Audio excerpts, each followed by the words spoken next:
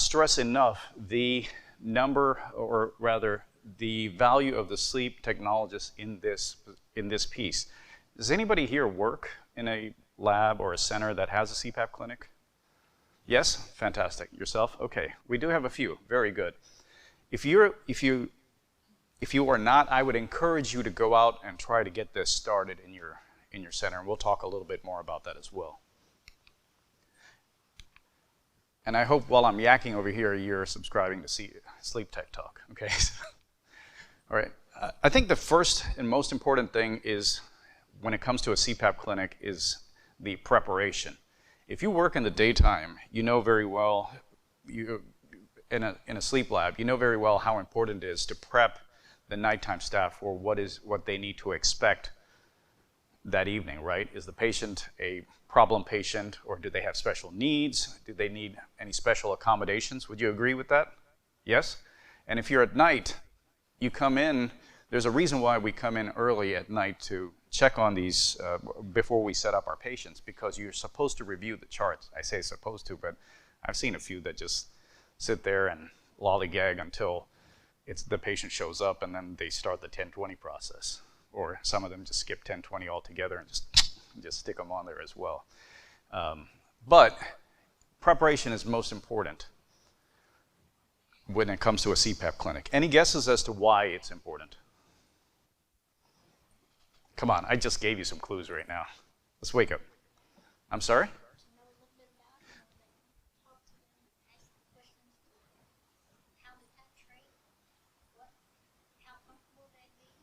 Very good. So to know a little bit about the patient, to understand what you need to do in order to help them be more comfortable with what they have been using with their CPAP. Very good. What else? Any special needs? Very good. Good. Somebody listened to what I said a few minutes ago. Appreciate that. What else? Come on, it's not that difficult. Everybody's a clinician here. Or I hope so. Make sure you have the right equipment available. Very good. Make sure you got the right test orders. Very good. All right. Make sure the patient aligns with the actual documentation that you have here. How many here have ever dealt with a problem patient? Okay, everybody should have their hands up for that one. Oh, you've never had one. Oh, you're thinking about a patient and you're shaking your head. All right, good. I'll give you an example of one of my patients that I had, and preparation played a big role in this. He was an engineer. Has anybody had an engineer as a patient? Oh, I hear the groans now. Oh, so you know what I'm talking about, right? So this guy, after his initial setup, he listened to everything we said, and he had a notebook, and he had a mechanical pencil, and he wrote everything down what we were telling him. And what did he do? You know what he did. He went home, went on to Dr. Google, and started cross-referencing everything we said with that. What we didn't know, and this is what we expected, what we didn't know what he was going to do was only when he came in for his follow-up, which was he had the manual from the CPAP machine that we gave him, and he had that all highlighted and marked with little notes on the side as well. So he had a new set of questions to ask us. And every time we gave him an answer, he would write that down. When he came for the next follow-up, he would go home, check on that, and he would continue to ask us questions based on it. So we were well prepared at this point because we knew what to expect from him, okay? And the truth is, if you allowed such a patient to eat into your time, you're doing a disservice to your next patient, right? Would you agree with that? And so that allowed us to help control the conversation with this patient. And that's what I'm telling everybody, why it is so important to have preparation. So we're going to talk about the initial setup right now. I don't consider this as part of the CPAP clinic, and there's a reason why I say that, because initial setup, as most of you know, is its own entity. It requires a lot of time, it involves a lot of effort, and it involves a lot of interaction between yourself and the patient. There's a lot of touching the unit, touching the pieces, feeling it, trying it on, all those sort of things, kind of like what she said. Is it comfortable? There's a lot of that involved. It may take 30 minutes, 40 minutes, an hour to make this happen. So I'm not considering this. But I do want to talk about that because there is a lot of importance involved with the initial setup. Can anybody tell me why this piece is extremely important? First impressions, very good. Very good. What else?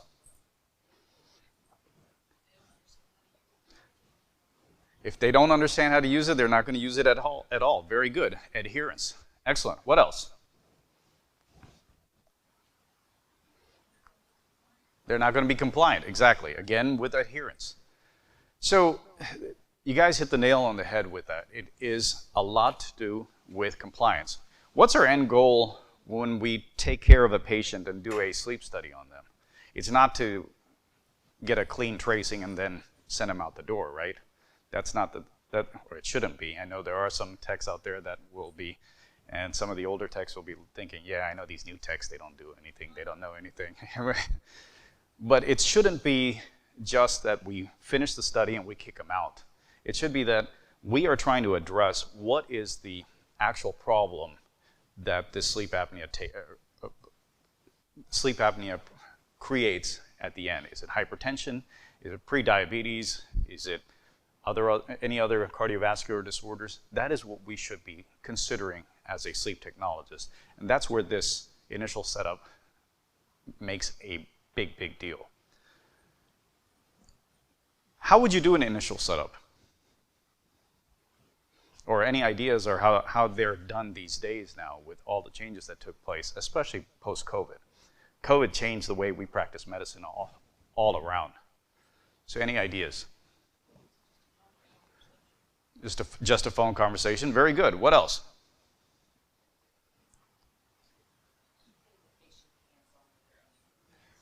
Patient gets hands-on with their own equipment. Very good. What else? Has anybody ever heard of patients getting a unit delivered at their door with a little piece of paper in there, and they are, you just hope that they are 80 years old, right? And leave. Exactly. So there are multiple ways to do initial setups. Okay, some things I'm not the best person at this. Like I said, I have set this up. I had very successful clinics, and I've also set them up across the country. But here are some suggestions for that if you're doing it. One is, just like you said, the face-to-face hands-on. Another one would be the virtual. If your patient is tech-savvy, virtual. Just like you have virtual physician visits, this would be very similar.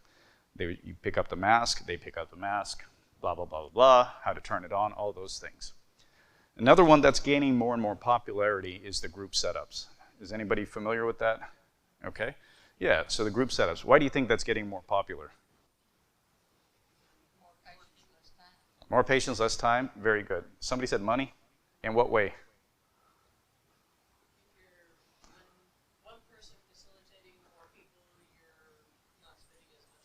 Very good. There's a lot of efficiencies there. And you guys are right. You have one person, you save a lot of time, you save a lot of money because one person can take care of 3 patients or 4 patients at one time. But one thing that we don't talk about, which we don't often realize, and there are some older studies on this, and I can't remember off the top of my head what they are, but when patients are sitting together as a group, they are more adherent to PAP therapy. Does anybody remember AWAKE or part of an AWAKE group? Yes? And I can't remember does anybody know what the acronym is? Alert, well, and keeping energetic. All right, thank you very much. You get a prize. Here you go, sir. It's a genuine sleep tech talk. Pull over. Round of applause to Mr. Dave. I don't have a deck of cards, otherwise I would do magic tricks like the gentleman yesterday. So, okay, this is my David Copperfield. All right, so when it comes to group setups, it's like Dave said, it's like the awake groups. People feed or vibe off each other, they feed off each other's energy, and they end up being more compliant. They form their own little groups. They actually call each other and check on each other to see, is this working? And it's a beautiful thing to see patients working together to help improve their own health. So that's another thing with the group setup. Yes, ma'am? Have them sign a HIPAA form. Yes, that's all there is to it. Well, let me take a step back. I am not a lawyer. I am not authorized to blah, blah, blah, blah, blah. And, so, viewer discretion advised. So that's, But typically, it's a HIPAA release. That's all there is to it. It's not very different from you're sitting in a doctor's office and they call out somebody else's name. And if you're in a pulmonologist's office and they're in a pulmonologist's office, it's quite likely that both of you have some sort of respiratory problem, right? And you know that, and they call out their name. I mean, it's weird how HIPAA works, but that's a great question. By the way, I don't mean that everybody else's questions are bad. All questions are great, okay? Okay, so after the prep, which I said is is probably the most important, I think this is the next most important part of the CPAP clinic. And why do you suppose I say that? Any ideas why the welcome is probably the next most important, or the most important for that day? Make the patient comfortable. Very good. What else? Yes, ma'am. Let them know that you have concern and care for the patient. Very good. What else? Somebody said something. Yes? Inclusivity. Very good. I may not look like it, but I was part of the diversity council with the previous job that I was with, and we had a lot of inclusivity stuff with it. So I know I look like a Texan where I come from, or you probably realize that from my accent. Anyway, so inclusivity. Very good. What else? Any other ideas on that? Why the welcome is most important? Come on.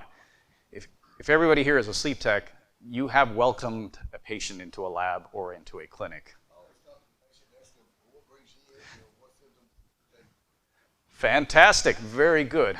Again, relates with care and concern. So ultimately, with all these pieces you put together, you are establishing that piece of trust, that basis of trust between the patient, to allow them to be open with you. If anybody here has set up a patient, you know very well that within that 30 minutes or whatever it takes you, I know there are some techs out here, I've had a friend that set up a patient in 15 minutes, everything was on the mark. Yeah, he was really good. He was really, really good. I trained under him, and it was just to show me how fast he could do it. So he did feed the limb leads first, and then he said go, but still, it was 15 minutes. He was like, and he was sweating after he was done, but that's a different story. But when you are setting up the patient, how many of you have heard the life story of that patient while you're hooking them up? Yes? How many of you have heard stories that you wish you didn't hear when you were hooking them up, right? That is the thing with this, is they will not tell those things to a physician, but they will say those things to you.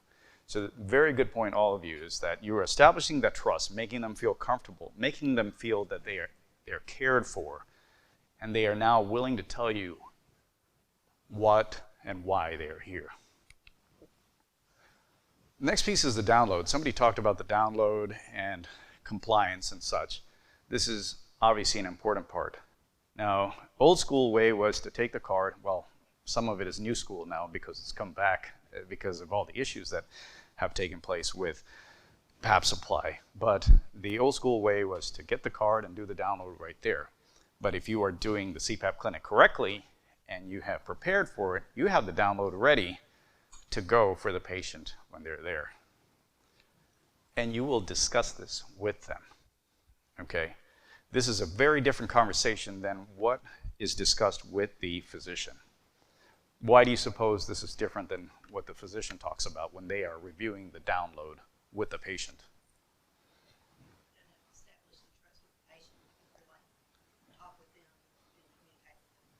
You can communicate with them a whole lot more. Very good, yes. What else? Why is it different from the conversation that the physician has? They're not going to be honest with the physician in a lot of cases. Very good. Yes, ma'am. Terminology, yes. Very good. What else? I like that one. That's a good one. Yeah, right? What else? I'm sorry? The doctor will rush them in and out. It's, I believe the current average is 11 or 13 minutes the doctor spends with the patient. And you know very well the kind of things that they spend with the patient because of what insurance demands. They can only speak on a certain thing. You're allowed to speak about the CPAP itself. Okay. Let me give you a story of one of my patients that came into the CPAP clinic. This patient seemed to be very compliant on very specific days. And she owned a bar and a restaurant, and I think she owned a club, if I remember correctly. But some days, there was no usage. It was the weirdest thing for me. I could not figure out what it was. Can anybody guess what it may have been? She didn't sleep because she was working. That could be, but that's a good guess, but no, that's not why. That's not why. I was breaking my head also. I finally asked her. I gained her trust. Any other guesses? I'll give one more guess. Okay, that's very common, but that was not with her. There you go. She said, I met this guy, and I'm not very comfortable showing him my PAP, so I hide it when he comes over. Okay? Nowadays, it's the word CPAP. I'm sorry? Oh, well, that's typically what I heard as well, so I was surprised when she said it. But nowadays, CPAPs are way more common. You even see it on TV and different TV shows and such. That stigma isn't as much there, but there's still people out there that are still afraid to do that. But my point of this story is the fact that I was able to establish trust that the physician was not able to do, and he could not figure out why. What was his response? You need to use this every day, and then he walked out. That was the end of it. When she came back in for a CPAP clinic, I was able to tell her how to acclimatize her bed partner to this and how to introduce the conversation of the CPAP within their personal lives, right? Machine assessment. What is this? You already laughed, so I'm going to let you go ahead. Go ahead. Go ahead. We'd love to hear it. I've had patients come in and say they've been on the same machine for 20 years. There you go. Yes. Very good. What else? Patients come in for their resaturation. I'll just bring my machine, and they'll still bring it if you tell them not to. They'll come in, it'll be the dirtiest thing you ever seen, like it's right down dirt road. Yeah, like it was sitting in a dirt road. Very good. Yes, you will see that. What else? Very good. You got engineers that have taken it apart. There you go. Yes, they have taken it apart. Very good. So all these pieces that I spoke about are part of the machine assessment. So talking about taking it apart, machine assessment does not mean we would take it apart and look inside and all that. That's not our job. That's for the manufacturers to do. What this means is a physical inspection of the unit, make sure there are no cracks, make sure it's actually blowing out the number that is written on the machine. Does everybody know what a manometer is? Yes? Yeah. The last place I gave this conversation, I had some blank stares, and I knew it was the younger people, and the older techs were looking at them like, hey, you don't know what a manometer is. I used to run studies with ink and paper. That's with water columns. Yes. Oh my gosh. Okay. You're somebody that's seen a few things. The other thing with the physical inspection is to make sure that, like you said, that it's a clean unit. I'm sure you've seen your share where there are bugs in it. I had a lady that she had like a bunch of cats, and the filter was like so packed with cat hair. How could she be getting the actual pressure that was coming out? So you have all sorts of things. I beg your pardon? I was thinking the same thing. Sorry, hairball. But that's part of the machine assessment. One of the best things you could do is, while you're talking to the patient about their download, is actually looking at the machine. And what we used to do is actually take a sand wipe or whatever you have on hand and wipe it down while you're talking to them. So it looks a whole lot cleaner by the time they leave. And there's also a lot of theater involved with wiping it down, very similar to the TSA. It's all theater, right? But it allows a patient to feel that much more cared for and trusted that you are actually taking time for this. So that's the machine assessment. It gives them an example of what they should be doing, exactly. It also allows you to have that conversation with them, right? That, hey, you need to keep this clean. You need to keep your filters changed. You need to XYZ. Mask assessment. You were talking about dirt roads. Anybody seen some interesting masks? Good duct tape, yes. What else have you seen? Funk? What'd you say? Oil, yes. Oil, yes. Yeah. What'd you say, ma'am? Just throw it in the garbage, right? So when I was running studies back in the day, they had the I can't remember. I think it was called a Comfort Classic. I can't remember now. With the yellow gel at the forehead. Yeah, the gold seal, and they would come in there, and these were green in color, right? You've seen that, right? Yeah, where it's gone from yellow to brown to green, and you're like, how were you able to do this? But patients do that. So the mask assessment is extremely important to make sure the patient is truly getting the therapy they require, right? That includes teaching them about, educating them. The wiping down is important there, but if they're due for a mask exchange, that's something you have to educate the patient about, that this is not supposed to be used for 10 years or 20 years. I don't care how good you think this looks.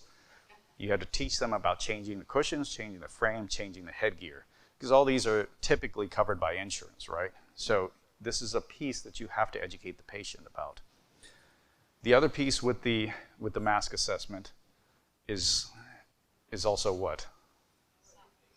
Size. Very good. Is it really fitting them? Is it the right size? Somebody said something else here. How are they putting it on, right? Very good. Upside down, right? Yes. Very good. So these are all pieces of the mask assessment that's extremely important for you to review with the patient. And I will go ahead and, let's see, I would go ahead and throw in the hose as part of that to make sure that it is clean. There's no crap inside the coils, right? I'm sure you've seen that where there's all sorts of gunk trapped inside the coils of the hose. I beg your pardon? Thank God for heated hoses. Well, yes, but even it escapes with those as well. So that's all part of the mask assessment. The other part of it, which we didn't talk about, is actually teaching them how to wash and clean it and maintain it before they replace the pieces of it. All right? So once you have done all of this, is the final review and assessment. All these pieces need to be documented, and ultimately you have to talk about what did you see with the patient, what did you see with their unit, and what do you assess as a technologist for the patient. Are they compliant? Do they need new parts? Do they need a new machine? Do they need more education? That's all part of the final review and the assessment, okay? And once you have documented all of that, you have to document what is your plan as a technologist for the patient. Like I said, you know, I believe the patient needs more education, requires more education. They require filter change and stuff. So what is the plan? The plan is to provide a patient with resources. Most of us have printed resources in our facilities. If you don't, create some or email them links to where they need to go. Plan is to work with their DME provider to provide replacement parts. These are all part of the plan that you have to write down. Now let's put it all together.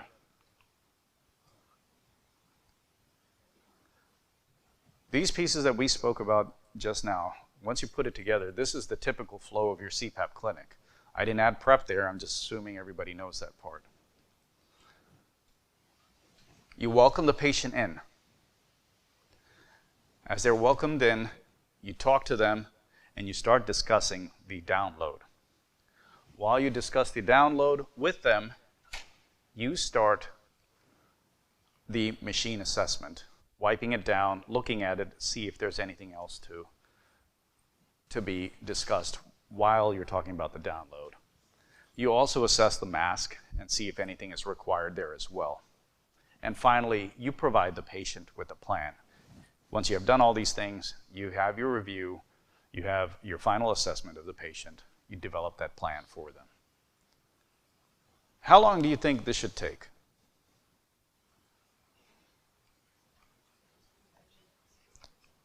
Depends on the patient. What did you say, miss? 10 minutes? Good. Depends on the patient? Good. What else? Any other? If you had that engineer here, how long will you take with that patient? An hour? I believe, and I was able to do that, was to keep this within 15 minutes per patient, even the engineer. Okay, so that requires some skill on our parts, and skill is only achieved after practice, right? Skill on our parts to direct the conversation of the patient. How is it that a physician is able to go in to see a patient in less than 15 minutes is able to get out? It's because of years and years of practice, seeing hundreds and hundreds of patients. And that's what you should be doing, because if you don't, even if it's not the engineer, even if it's any other patient, a patient that's very easy to work with, you could be sitting in there and talking about their dog Fido for the next 60 minutes, and you have a backed up clinic as a result of that, right? So it's extremely important to stay on task, teach yourself how to direct the patient's conversation. Now, the patient may come in and say, well, I don't like the way the headgear fits and whatever, and they start getting into this tirade of why the headgear is bad and why their DME is horrible and blah, blah, blah. You have to get the patient to focus and talk about what's actually the problem. Okay, the headgear is a problem. On the download, I've noticed this. That probably relates to the headgear. Let's talk about how to work on the headgear rather than why they hated Sally over at the DME or Robert at the other DME. Well, he's not even paying attention, that's all right. I'm right here, all right. So I can't stress that enough, because I have done this enough number of times to know and try to train others as well, where some people would have taken the patient in the room and then 40, 50 minutes later, they're not coming out and they haven't even taken the vitals yet, because the conversation started that, I have this problem, and tell me about your grandchildren, and it just doesn't end there. All right, so what's the role of the practitioner? Whether it's a physician, PA, nurse practitioner, what's their role in this? I'm sorry? Figure out what the problem is. That's your job. You're figuring out what the problem is. And with the plan, we're trying to make it better, right? Sign off on the order. Very good, because it's under their license that we're practicing, right? That's all the real role is for the physician. So if we recommend a new mask for the patient, we need to get a script from the practitioner, and that's what the main role is. All this has to be done under the purveyance of a licensed practitioner. Now, I don't know the laws in Tennessee if you need to have a license to run a sleep study. In Texas, you don't. Sleep technologists don't require a license. I do know in some states they do. What's the law in Tennessee? You need a license? Okay. But you still work under the MPI of a physician, right?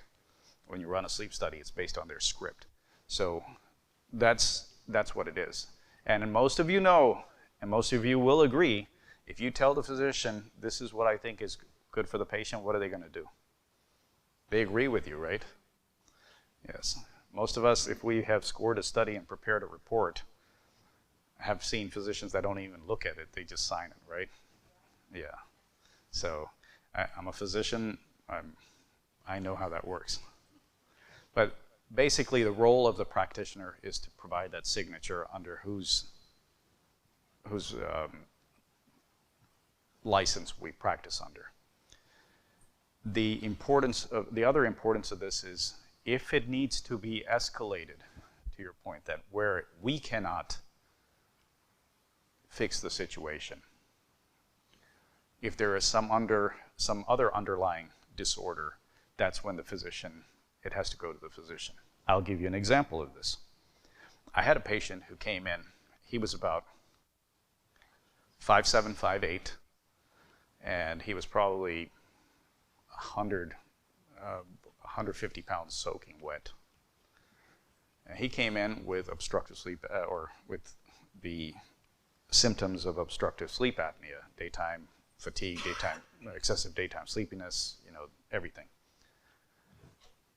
Physician worked him up, run a sleep study.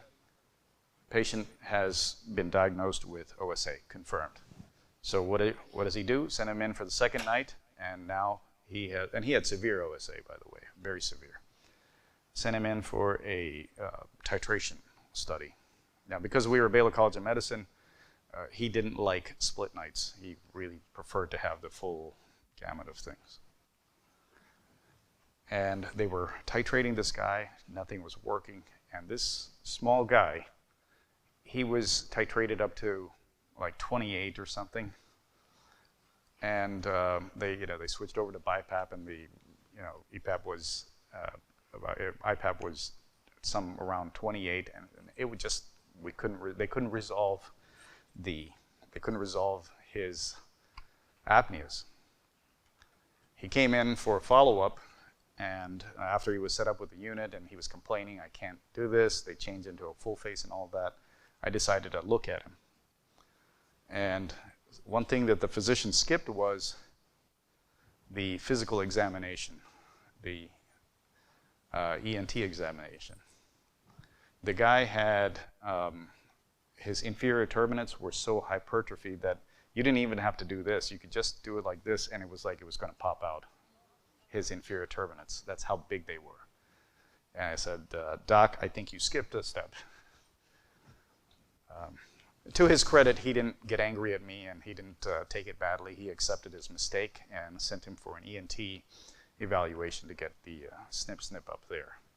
But this is an example of how we find the problem, and then, like you said, escalate it to the physician. All right? Any questions on this? All right. So what's the role of sleep technologists if we haven't discussed it already? Come on, that's what I've been yakking about for 20-something minutes now. Education, knowledge, very good. What did you say, Miss? Education, very good. That's a huge part of it. So with that being said, how many here have the CCSH credential? All right, we've got 2. Awesome. I would highly encourage everyone to look into that. I don't have that credential, okay? I don't have the credential. I've moved away from the clinical side. I'm more on the business side of healthcare now, and that's the reason why I haven't taken it. And we're going to talk about revenues in just a little bit. But I would encourage everyone to do it because the role of the sleep technologist is expanding. Like I said earlier, we are no longer just running a study and kicking him out and, see you, never going to see you again. That's not what it is. Our role is expanding so much now that it's about patient outcomes. Now, Robert's going to be talking later today about screening a patient in a hospital and why that is so important, because more and more they are starting to, when I say they, these are the payers, are starting to connect the dots with how much sleep is tied to all these other disorders and how much sleep is tied to a patient coming back into a hospital. And why is that important? Sleep heals the body? Yes. What, ma'am? Not having so many readmissions. Not having so many readmissions, yes. Readmits, right? And why is that important to reduce the readmissions in a hospital? Sorry?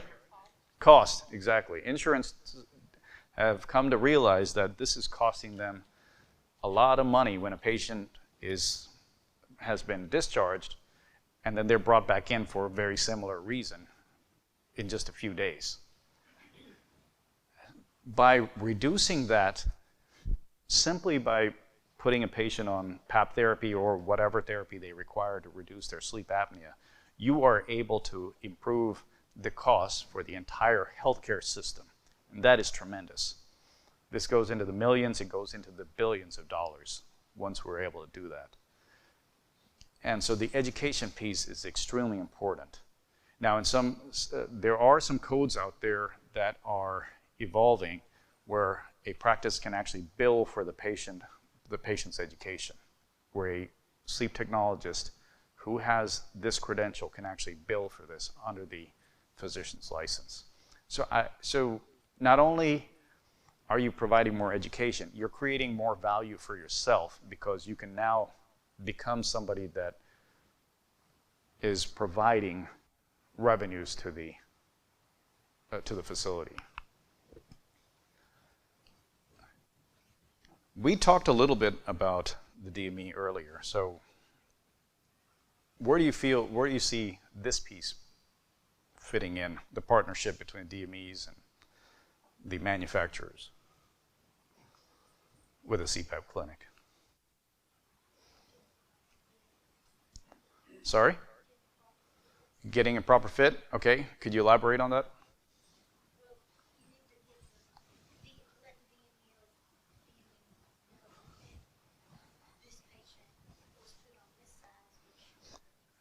Okay, very good. To provide the proper equipment to the patient, very good.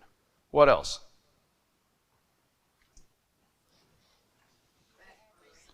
Mass programs, very good. Yes? You could also do when you're doing your CPAP clinic, have the DMEs there to be able to provide their supplies. Very good. To have the DMEs present to provide supplies, very good.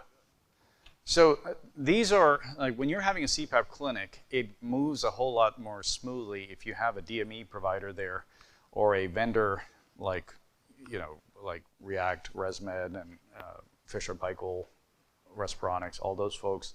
Somebody or the other is there because they can have samples there available for you so that you don't have to wait for the patient to go to the actual DME there. You can have them, like you're saying, show you how to actually use a mask. And it makes it a whole lot easier to run your clinic. Now, most of us in our centers, we have multiple masks out there that we try on the patient, right? And you can have them cleaned and have them try out different ones. That, of course, is there. But if you have these partners available, you can actually hand that to them for them to keep, and that makes it a whole lot easier for you as well as the patient. I have a quick little story about this. So I used to work for Respironics back in the day, and we had a clinic that I had one of my customers, and they had 3 physicians there, and all 3 were boarded in sleep. And when I would go to talk to them, they said, "We don't deal with that. You got to talk to her." And she was the nurse practitioner. And so I went to I couldn't find her anywhere, and I can't remember her name. And I asked one of the ladies in the office, "Hey, where is your nurse practitioner?" And she made this face. I had a feeling that she wasn't the most pleasant person in the world when I saw that face. The other guy I worked with, the other rep, he had also told me she's very tough to work with, but I didn't realize how tough it was until I met her. So they were not using our masks. Simple. They preferred some of my competitors, and I was determined to change that. When I finally met her, I started the typical salesperson question, how's it going? Why are you not using our masks? Obviously, I was a little nicer when I said it, but this was the basic. So she was very straightforward with me. She said, "Because your masks don't work." And I said, "Well, maybe whoever's setting up the patient needs more training and education, and I'm happy to provide that." And then she looked at me and she said, "I'm the one who's setting up the patient." So I took my foot out of my mouth. But what did I do? I took the other foot and put it in, because what I told her was, maybe you need more training and education on how to set up a patient. Yeah, and then her face changed and I left, and I didn't come back for 3 months. So that was lesson learned early on in sales. But so DME partners and vendors. all of this being said, Jerry, show me the money, right? Right? Show me the money. So one of the most common codes that has been used that I have worked with that our clinic actually billed for, and I actually had physicians bill, other physicians bill, and actually get reimbursement, and they showed me their EOBs, was the 94660 code, initiation and continuation of PAP therapy. I will tell you, I am not a billing expert, and like I said, I'm not a lawyer and all those things and all the disclaimers aside. What I would encourage everyone to do is, if you're building a clinic or if you already have a CPAP clinic, start billing this code, okay? The more people that build this code, the more the payers are apt to start saying, okay, we need to do this. This helps improve outcomes altogether, okay? Now, there are some other codes out there. I'm trying to learn more. I've heard from other folks that they're getting some successes, and I'm trying to learn that. And as I learn, I will start adding this to my talk. But right now, this is what I've heard. And I've seen anywhere from $25 to $50 for reimbursement for these patients within that 15-minute time. Yes, ma'am? 94660. 660. Sorry, my Texan accent may be a little difficult to understand. I'm sorry? Hey, I too am. Yeah, that was my dyslexia kicking in. Okay, so we discussed the CPAP clinic, what it is. We discussed the role in the sleep center and the practitioner's office. We broke it down into the individual pieces, and we discussed the role of the sleep technologist in the clinic. Does anybody have any questions? Any concerns? Yes, sir.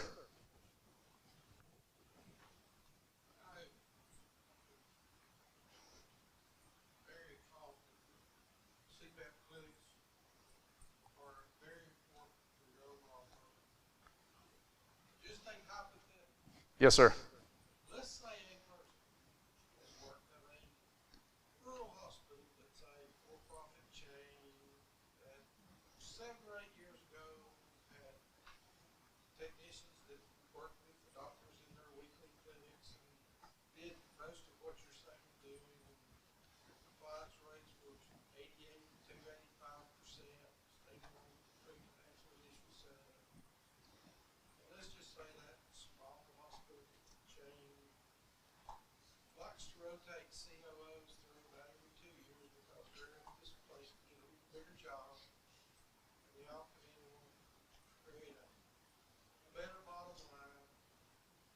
And they're afraid to build this code because they feel like they're going to get audited.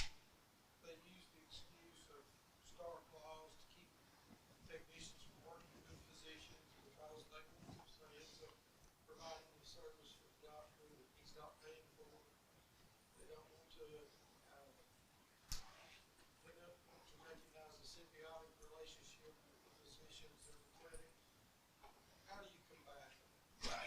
Okay, so that's a very fair question, and it's a tough question to answer. Now, I'm going to be speaking from a very, very business standpoint now, so thank you for the question. Yes, thank you.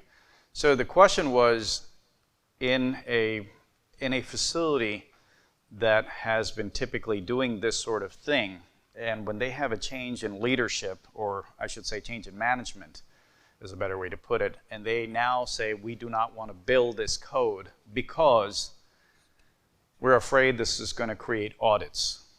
This is going to create audits, and they are unwilling, and they're saying that these are things that should only be done by the physician, and they're ignoring this symbiotic relationship between the sleep technologist and the physician. How would you go about addressing this situation? Did I capture that correctly, sir? All right, thank you. Thank you.